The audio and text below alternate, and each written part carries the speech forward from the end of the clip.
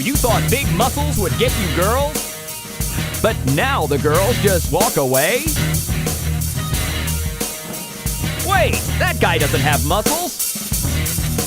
Don't worry, there's an answer. The Slob 90X program.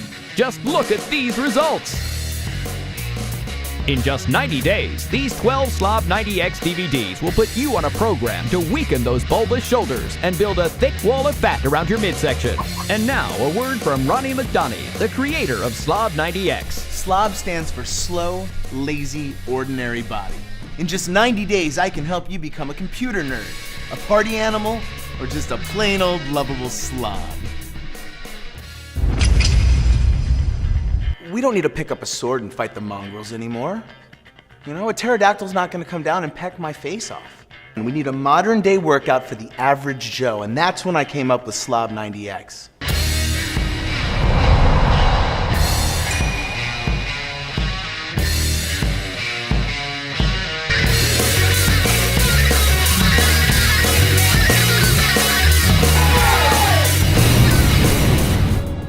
My girlfriend said she wasn't turned on to me anymore. She said I wasn't warm and cuddly enough. And then she left me for a comic book writer. You know, at first, what the hell's this jackass doing? Did you get your ticket? Is he crazy? What? To the People gut can't show. live like that. 30 minutes later, I'm on the ripped my phone pants. buying his products. I gotta tell you, I hate it, but I taste it. it changed my life. But there's too much crap to explain here now, and I gotta take a nap. So get yours today, and we'll send you the entire Slob 90X 12 DVD set, plus 4 bonus DVDs. Don't be miserable and muscle-bound. Be a slob now. I did it, and so can you. Slob!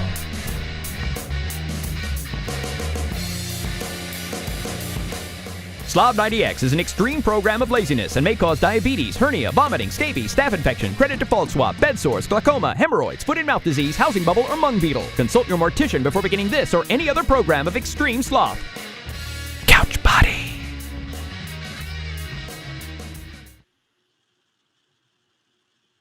I'm gonna get myself a modem. I'm gonna get myself a modem. I'm gonna get myself a modem. I'm gonna get myself a modem. I'm gonna get myself a modem. I'm gonna get myself a modem. All right, here we are. Yeah, crazy. It's like I'm in the Matrix or something here. It's Tuesday here on Lunch Therapy. I'm super excited because I have one of the stars of Slob 90X on the show today, but also a well-known face on your television. If you watch closely, any NFL football game, you're going to see some really exciting commercials with this guy. And then also he's in sitcoms and all kinds of stuff. Super funny guy, Albert. I knew at the minute I saw him that he was going to be a big star because he is he's just a really fun person. And I was lucky enough to have him in Slob 90X, selling that wonderful product to build girth around your midsection. Now we're going to breathe because it's Tuesday and it's lunch therapy time. I see we've got some people in our chat room here. Great to see you. In through the nose, out through the toes. Hold it. Let it go. I know I really need to breathe today. It's been a kind of a stressful week already. So I hope you'll join me to relieve some of the stress, because that's what we do here at Lunch Therapy. We take a break from the crap. We talk to some interesting, fun people. Albert's going to have some really interesting stuff here today. Albert Minero Jr. I don't know if I didn't say his name maybe. In through the nose, out through the toes. Hold it. Howard says Ronnie McDonough is his trainer. Let it go. Yeah, a lot of us are trained by Ronnie McDonough. And David Niker is another hilarious comedian that is in that show, and it's really fun. In through the nose, out through the toes. Hold it. Let it go. Now we have another message from another product that sponsors the show called Crepe Erase. Here we go. This is Joe Fury talking about Crepe Erase with my sidekick, Boney. Thank you, Boney. Thank you for being here. I appreciate it. Your skin is looking a little crepey. I've got just the substance for you, and it's called Crepe Erase. Crepe Erase! Crepe Erase! Uh-oh. I've got some actually creping news here. I hate to interrupt this commercial, but we got some crepe news from around the country. Comedian Jay Patterson has a report on some crepey skin that she found on her leg. Hey Joel, this is just Jay, your roving reporter. On your show last week, you did a thing about crepey skin. I felt like you were treating it that it is not a serious issue for those of a certain age. This is what it looks like. Very serious. It's not pretty. I'm thinking maybe should I buy some crepe erase? It's a good question. And do a study on it, and let's see if this will change in 30 days. It is a very good question, Jay, that you pose here, and I understand because a lot of us have crepey skin. Although last week we had the bat, and he was putting it on his face. Let me see if I can call up just a little bit about that here. Let me see. I think, yeah, there. So this is a clip from last week. And he was freaking out. He was freaking out because it's for bats. I think it's only for humans. He put some crepe erase on his bat face. Get me some kind of water. I've got to go. Have a great show, everybody. And for humans, we have crepe erase. Yeah, so he was a good sport about it, and I think, he's probably fully rehabilitated by now. But I'd be worried about putting it on my leg because your leg, might disappear. We're going to have to bring Joe Fury on for a consultation. But anyway, let's get on with Albert Minero here on the show. Brought to you, of course, by Slob90X.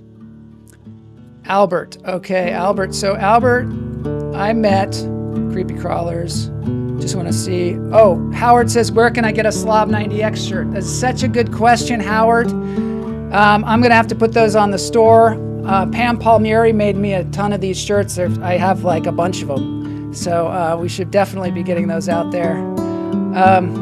But now we have Albert Minero on the show.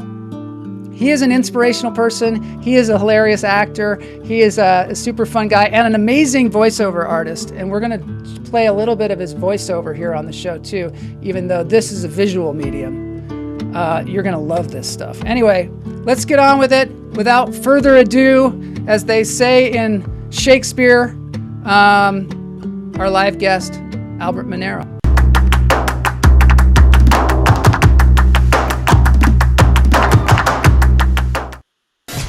Yeah. We don't want it.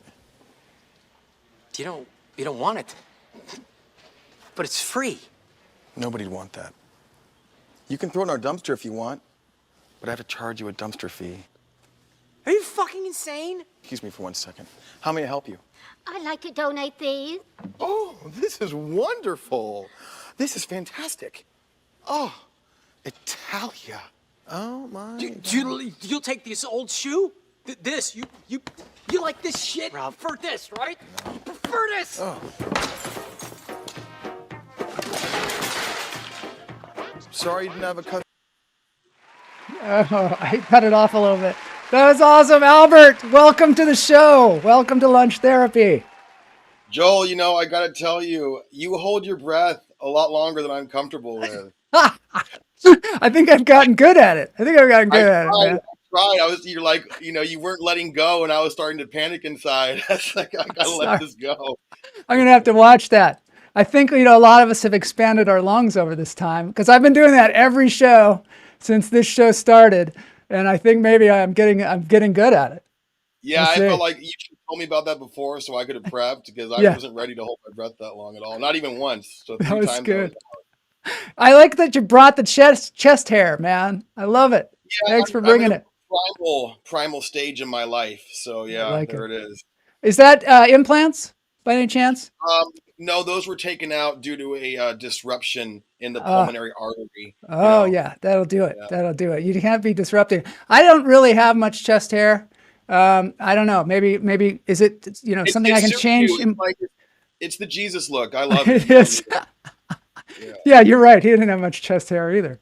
That's a good point. Thank you. I appreciate that because you gotta have your strengths. My strengths are cult leader, Jesus, photographer. I was trying to think of what my wheelhouse is. How about you? I'm cult leader too, bro. I got cult leader. Yeah, cult leader's a fun one, right? It's so dope. People love it. Oh, I love playing a cult leader. I am actually a cult leader because this show has its own cult. It's called Cult of the Hummingbird. It is a we don't have dogma. We don't have real rules. All we do is we support each other in all of our endeavors. That's the only. Hey, I learned about crepey skin, which I thought was only on rhinos, so I'm learning already. Yeah, well, it's a scourge. I think it's something that was made up, invented by products. Because I don't think people were really worried about it until people named it crepey skin. I would like to know the etymology of the word, even if it was just something that was invented by an advertiser. Do you think? It's so true because when I first heard SARS-CoV-2, I'm like, what bullshit? Then someone said Corona, and I said, oh, God. Oh, okay. Yeah, you have to brand it properly for people to be really afraid of it. Let's see here. Jay's in the chat room. Slob97. She's so excited to know about this new exercise program. Well, it's called Slob 90X, but I think that's a typo. But that's okay. Unless they're from the future. Yeah, maybe they're from the future. Yeah, Slob 97. Yeah, Jay, don't worry about your crepey skin.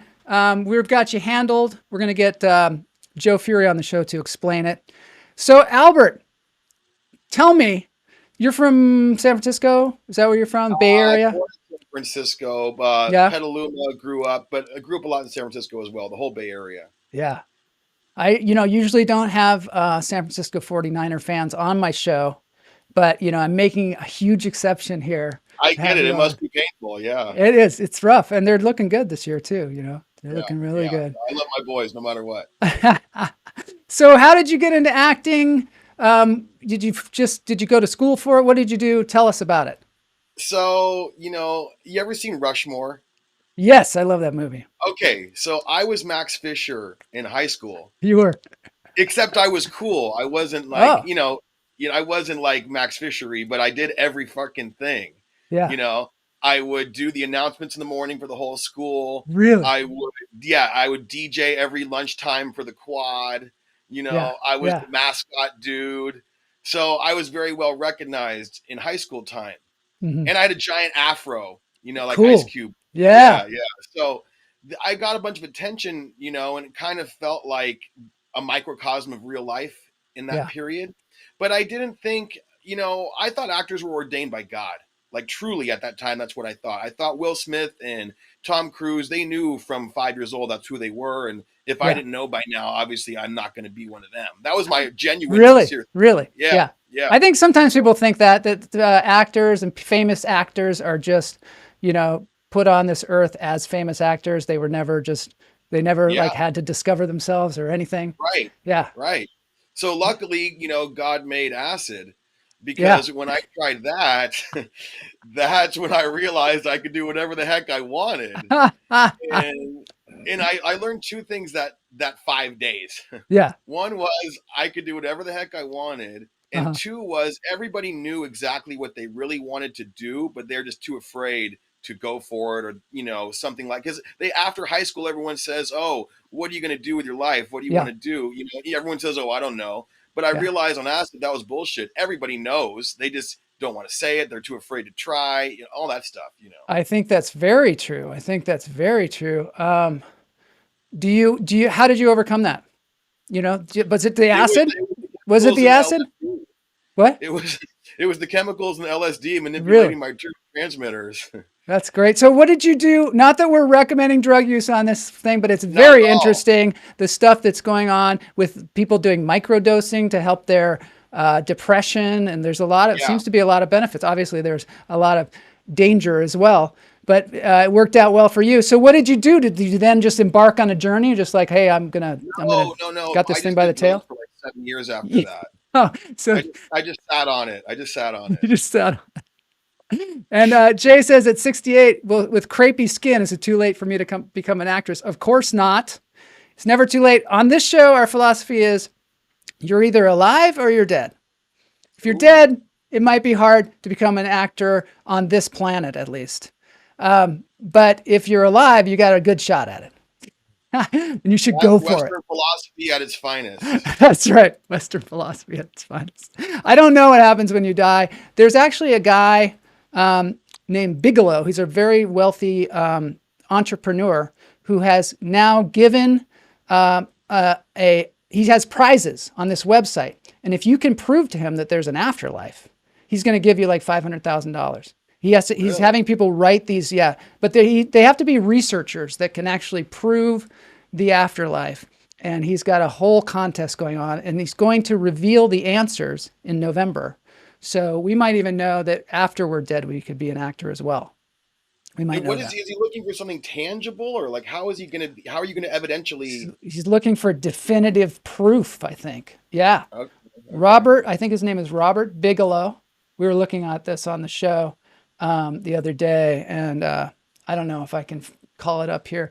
He has this whole website where he's trying to find out, because his wife died, which is understandable that you would want to find out. This is the guy here, Robert Bigelow, and I've got the creepy sound effect here because it's dealing with life after death, which is a really interesting topic, actually. He looks like Sean Penn now. He does. He looks a little like Sean Penn. It's funny you bring Sean Penn up, because on Friday we have an interview with James Foley, who directed one of my favorite movies of all time, At Close Range. Do you know this movie, At Close Range? It is a gem, isn't it? Yes. It's an intense movie. There's some applause for the movie. Close Range is like a Rebel Without a Cause Supreme. It is. Yeah. Well, explain that. Rebel Without a Cause Supreme. Oh, because it's the dad-son relationship. Yes. Yeah. Yes. Pam Palmieri says, take him on a psychedelic trip and prove it to him. Wow. That's good. Nice, Pam. I love it. I like Pam. Pam's a budding comedian. How about you? Have you ever done stand-up? I have. Yeah. And it's interesting that you mentioned that, yes. Joel. Tell me. Because I have a buddy who I produced about 30 episodes of a show called Judge Jr. years ago. Uh-huh. And this is getting picked back up into distribution currently. Wow. And he also has a studio in which he shot 125 stand-up shows during the pandemic. Oh my God. Really? Yeah. 125. Wow. 120 freaking 5. And what he told me the other day after this jump off of Judge Jr. is happening again, he said, Albert, I want to give you your own lane for stand-up. I think you could blow the roof off. Yeah, I think you could. That's what he told me. So I'm going to try that now for real. Before I would just screw off, I do some Andy Kaufman type stuff, just have a good time, nothing scripted. I never went up there with a plan. So now I got to come up with a plan that's dope as hell and start rocking people on stage. You got to start like really putting your pencil to the paper.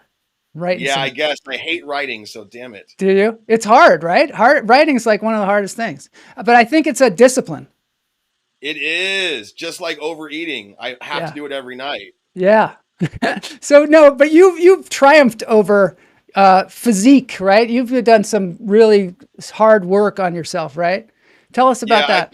I've meditated to a place where I don't care anymore. Is that it? Are you a meditator? Oh yeah, man. I've been doing TM for about 2.5 years. I just started. Life-changing. I just started. Yes, I went and took the class and everything. Oh, bro. Over at David Lynch Foundation? Yes. To say life-changing is apt. It is. Yes. I have been meditating for years, but I just started the TM. What is your experience with it? How long have you been doing it? About 2.5 years. 2.5 years. Tell me about it. How did you come to it? What made you? Was it David Lynch?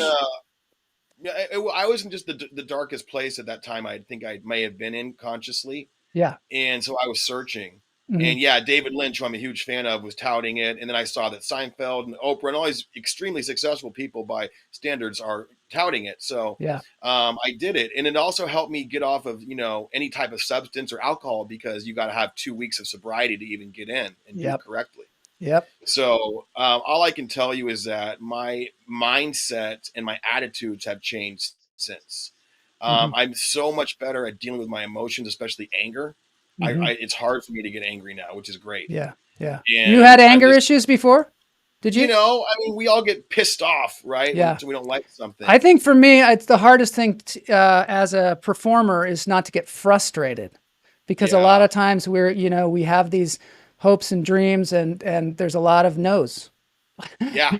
No. Yes. I was talking with somebody the other day, and he said that's the career of an actor is no. Yes. No. But you got to go through all those no's, and that can be really frustrating. God blessed me with some things and unblessed me with others. Yeah. But compensated by giving me some weird overconfidence. Oh, that's great. I love audition. I'm one of the few that really loves auditioning. And you're super good at it, obviously. Times a day. Yeah. Yeah. What is your, so you think confidence is one of the big secrets? I think it's the only major secret. Yeah. Besides hard work. Yeah. Right. Well, and also paying attention while you're there, but confidence helps you pay attention because you're not in your head thinking about how you're worthless. Don't we all know how that feels? Yeah, exactly. Yeah, no, confidence gives you the focus to think that you're going to do a great job and not worry about not doing a great job. Yeah.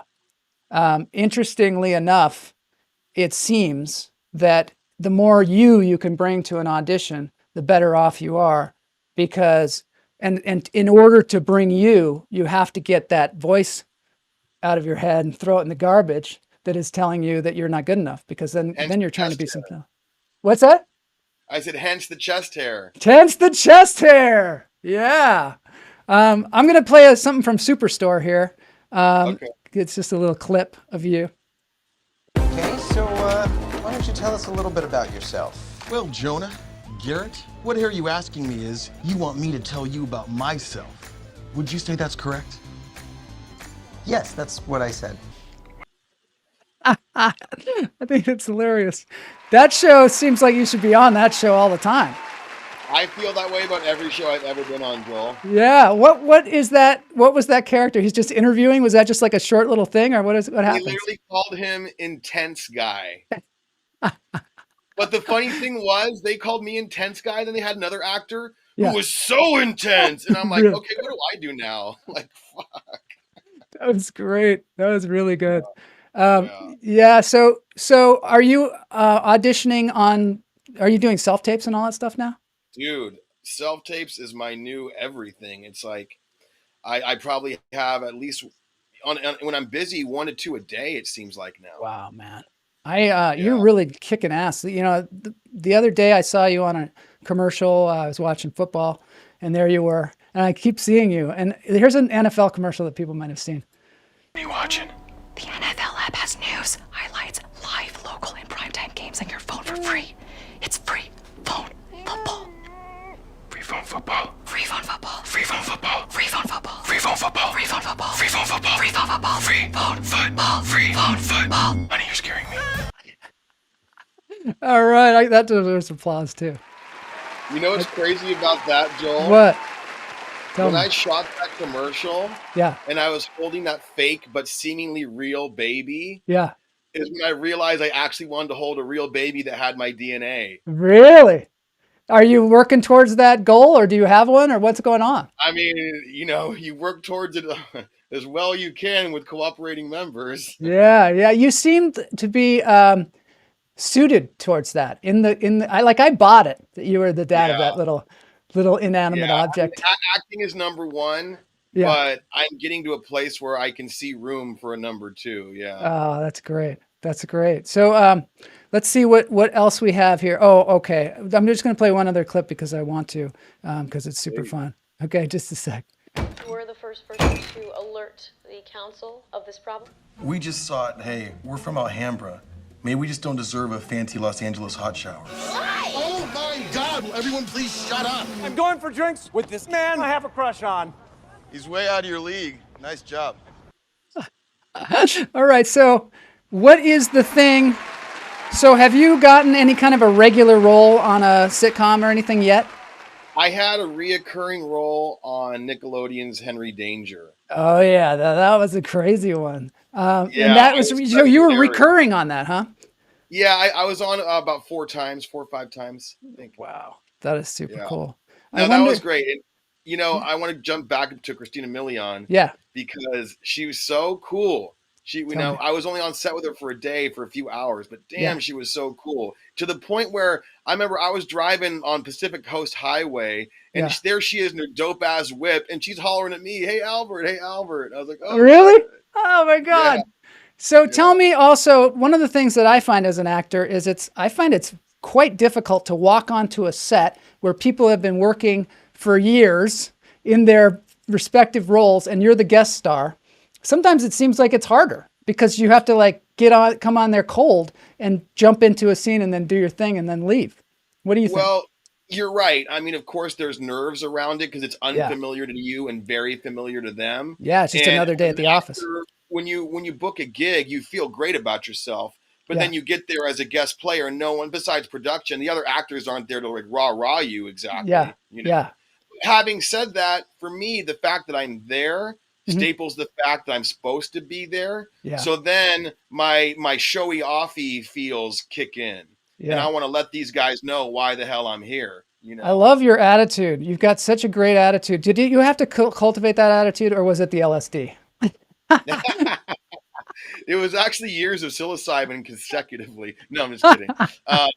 You know, I had a really strong upbringing, thank goodness. My parents, they taught me early, and they were just extremely loving and caring, and that just boded, you know, and now I'm finally at the age, Joe, when I hit 40, that I want to finally stop being selfish and start giving back, you know, in my way of thinking is what I'm trying to say. Like, I would only just think about me in most any scenario. And now I want to think about others in every scenario, because I'm getting to a place in my life where I feel like it's going to jump off soon. You know, the days of struggling. Yeah. And the days of struggling actor really don't exist. So, you know, I don't have to worry about where I'm going to eat and shit like that. So I can treat people.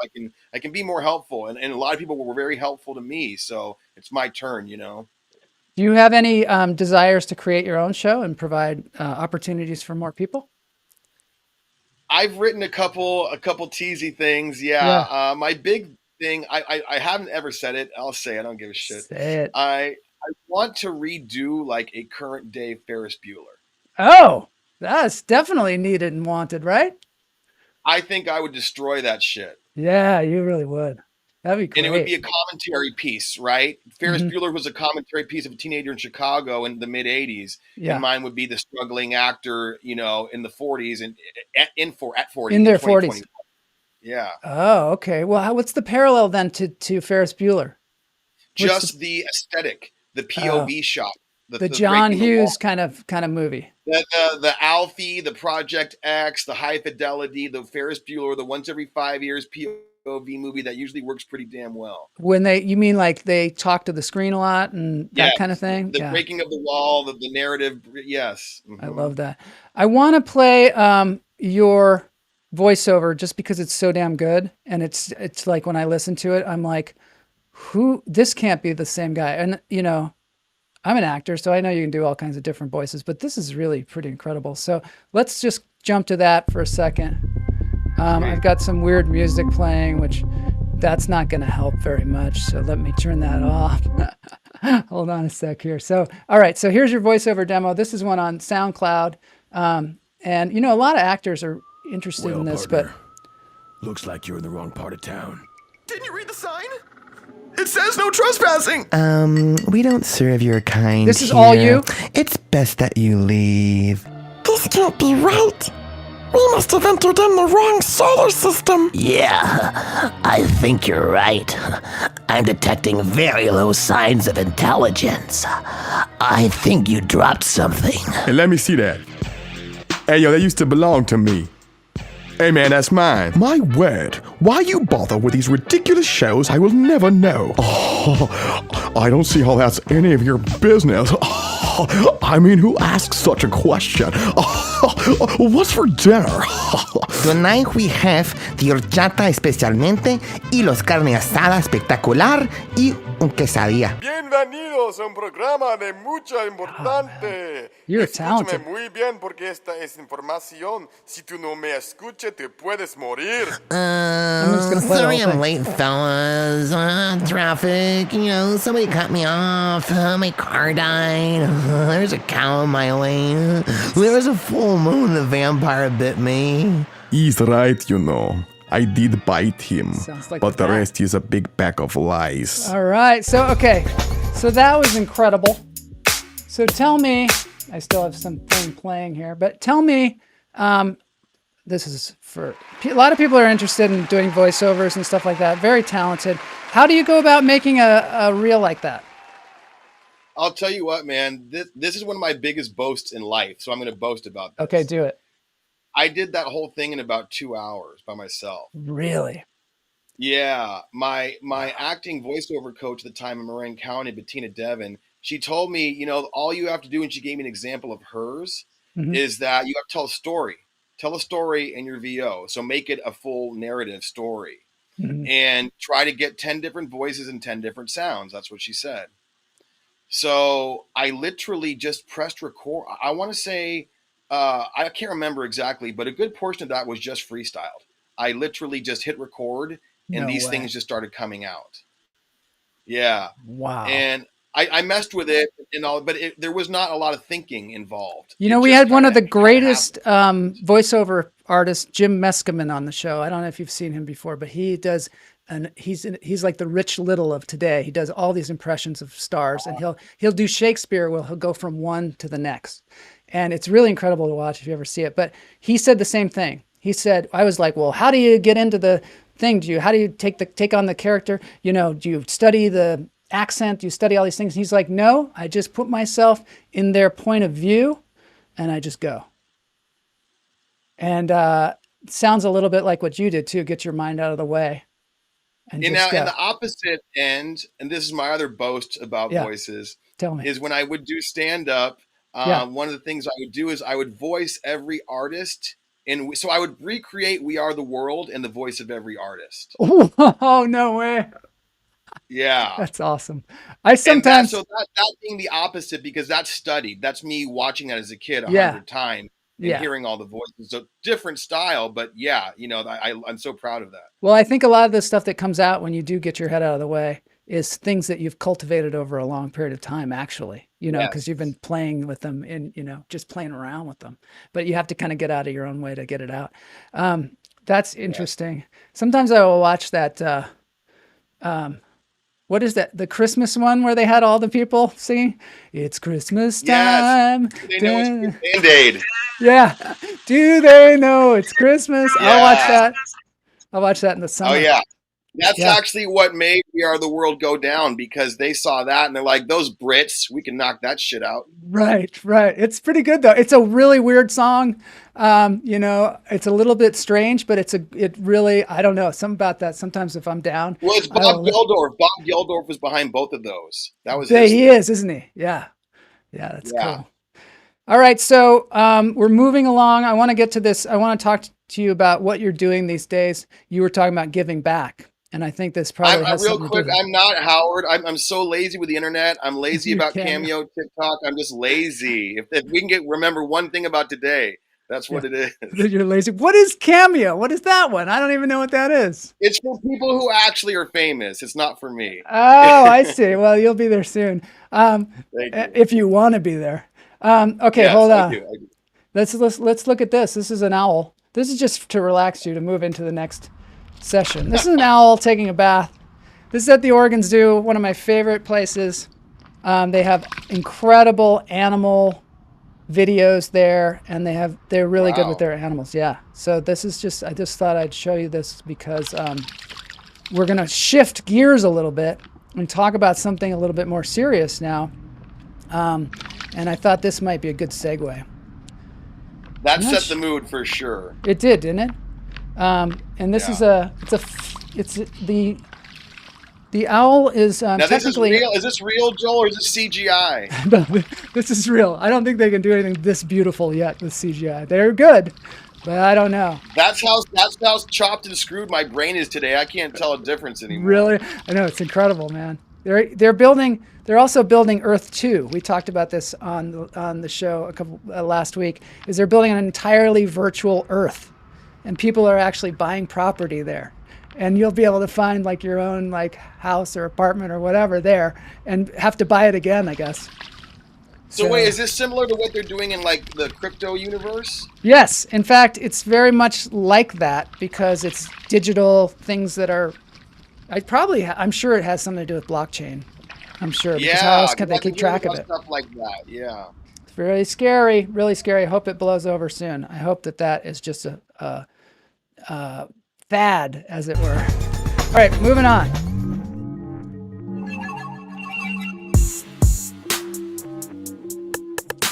Here's the thing, bro.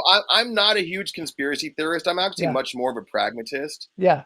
And like, I'll tell you, give you an example. I don't believe the way we look at aliens is real existing. Everyone says, "Oh, well, there's so many trillions of infinite possibilities. How could you say that? It's impossible for it not to be possible."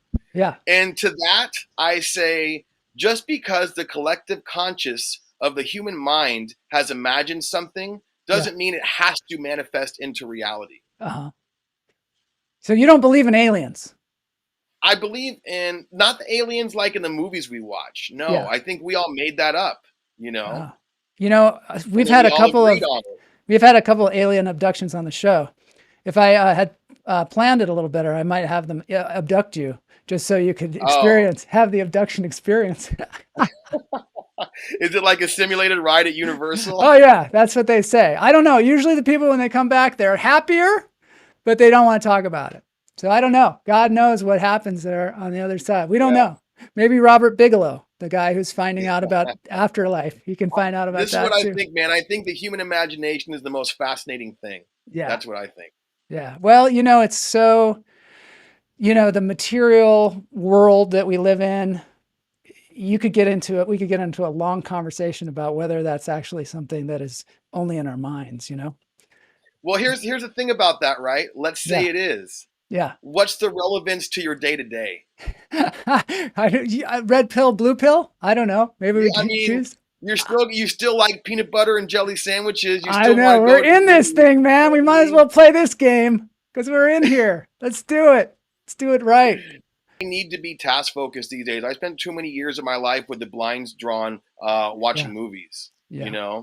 Well, so and by the way, another shout back to James Foley. Yeah. I loved Fear, bro. I freaking loved Fear. Okay, so James Foley, just for all of you out there, he's going to be on the show on Friday. He's an incredible director. He directed House of Cards, a lot of the first and second season of House of Cards. Yeah. He did At Close Range. After Glenn Ross, that had everybody imaginable in it. He talks about, oh my God, the stories that he has about that. It's really fascinating. So he's going to be here on Friday.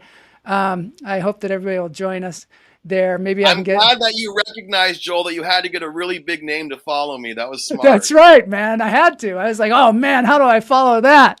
We got Albert on the show. And the other thing that's great about you, Albert, is you knew about these, because I tell people about At Close Range or whatever. They're like, I don't know who that is. I mean, it's like, what? You don't know the movie? I literally showed my best friend At Close Range about 2 months ago. Oh my God. And, bored him with all the details from the commentary I'd heard and things I'd read, because again, At Close Range is one of those sleeper gems. It's like a modern day Rebel Without a Cause premium because the story is actually richer. And not only that, it's based on a real story, which the real story is even way more incredible than the movie. Oh my God. Yeah. Oh my It's God. so intense. And maybe it's because it's a movie in the 80s that, it maybe gets overlooked because 80s movies maybe aren't held up to as high esteem as like 70s movies. I think it was more of an independent production company too. I don't remember if it was a big production company. I think it was Orion with something else. But yeah, there was definitely like Sean Penn had that script and he got James Foley to direct it. And he was sleeping on James Foley's couch. Close Range, I think about Alpha Dog. Because Alpha Dog was a movie that pretty much fit the same template and parameter of a real life story that was super gritty. Now I don't know that one, Alpha Dog. What's that one? Oh, bro, you've got to Okay. watch Alpha Dog. That's At Close Range 2000. Really? Okay, I'll have to check it out. And for people that are coming on Friday, check out Glengarry Glen Ross, At Close Range, House of Cards. Just to see this guy's work, it's really incredible. He's a major player. Yeah, he is a major player. All right, so I'm going to have to end the show, unfortunately. This has been super fun having you on the show, Albert, and really informative and inspirational. So I'm going to end it with a little bit of Musk Ox. This is a Musk Ox. I don't know if you're aware of these animals, but it might be my spirit animal. If I were to choose a spirit animal, I think Musk Ox might be a good choice. Wow. Yeah. Are you familiar with these? This is now the origin of me for Musk Ox. Yeah, so, okay, good. They're native to the Arctic. They're known for their very thick coat and strong odor, which is emitted. And actually they emit it for the females because the females are really, really into that smell. This must be my spirit animal then as well. Yeah, that's right. I think so. And you got the chest hair for it. So they live mostly in the Arctic, and they eat just grasses and things like that. Their biggest predator is the wolf, the Arctic wolf, but they also are eaten sometimes by grizzly bears and polar bears. So if you were not aware of the Musk Ox, please enjoy the vision of the Musk Ox today. Thanks, Albert, for being on the show. This has been so cool of you. Thank you, guys. Thank you, Just Jane. I just want to say one thing before I go, Joel, is that everybody recognize and be aware that these last 18 months have taken a toll on everyone. Yeah. So when you interact with anybody, keep that in mind, that however you're feeling, they're assuredly feeling the same amount of stress and anxiety, whether they're showing it or not. Yep. However they're reacting to you, whatever the situation is, have grace and empathy right now for everyone, because that's what we all need to do. Oh my God, that's so great of you to say that, because I feel the same way. I feel like we're all just having these struggles. And a lot of us are keeping it, kind of close to the vest. And it takes its toll. So thank you for that. Now we're going to dance. I've got a great dance break for you. Adam Pierce, who's one of our favorite people. He's going to play some AC/DC. We're going to dance our way out. And I'll see you all next on Friday for James Foley. This has been Lunch Therapy. And number, 268, or I don't know what it is. I don't know, with Albert Minero Jr. And I really had a great time. And I found my spirit animal. Thank you, Joel. Tell James I love him. All right, I will.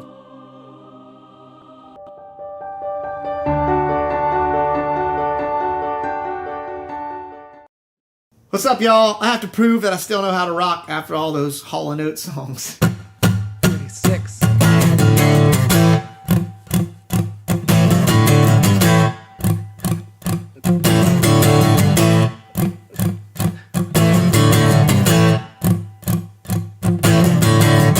Want to tell you a story about a woman I know.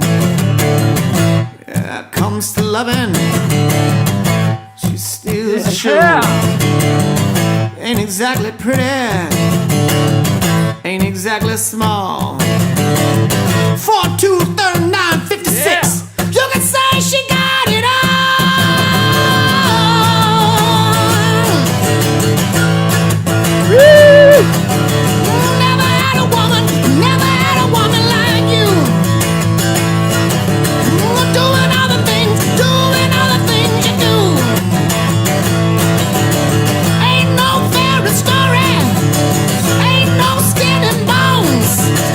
Give it all you got, weighing in at 19 stones.